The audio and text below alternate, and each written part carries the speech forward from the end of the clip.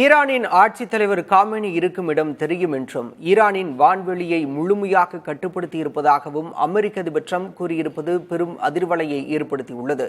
இதனால் Israel Iran தாக்குதலில் அமெரிக்காவும் நுழைந்துவிட்டதோ என்ற கேள்வி எழுந்திருக்கிறது.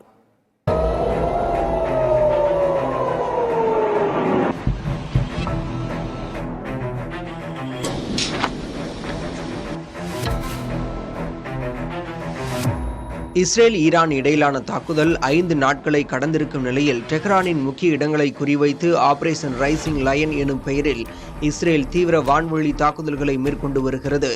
ஈரானின் அணு உற்பத்தி தளங்கள் மற்றும் விமான எதிர்ப்பு அமைப்புகள் அழிக்கப்பட்டுள்ளதாகவும் 120க்கும் மேற்பட்ட ராணுவ கட்டமைப்புகள் சேதமடைந்துள்ளதாகவும் தகவல்கள் கூறுகின்றன. இந்த தாக்குதலுக்கு பதிலளிக்கும் வகையில் 370க்கும் மேற்பட்ட ஏவுகணைகள் மற்றும் ட்ரோன்களை இஸ்ரேலுக்கு எதிராக ஈரான் ஏவியுள்ளது.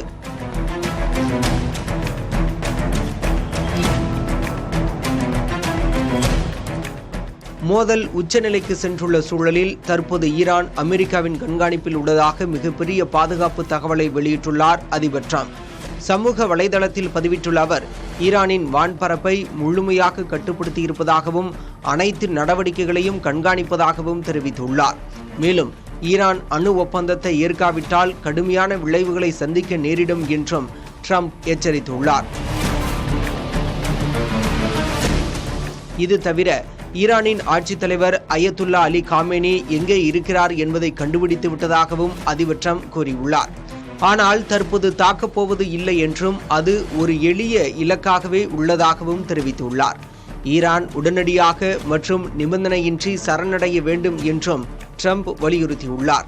காமேனி கடந்த பல ஆண்டுகளாக ஈரானின் உச்சபட்ச தலைவராக இருந்து வருகிறார். அவரை பற்றி இவ்வளவு நேர்த்தியான தகவல் வெளியானது வரலாற்றில் அதிதுல்லியமான தருணமாக பார்க்கப்படுகிறது. மத்திய கிழக்கில் இஸ்ரேல் நடத்தும் தாக்குதல்களுக்கு எதிராக அமெரிக்க அதிபர் ட்ரம்பின் அறிவிப்புகள் மோதல் மேலும் மோசமான கட்டத்திற்கு செல்லும் சாத்தியத்தை வலியுறுத்துகின்றன.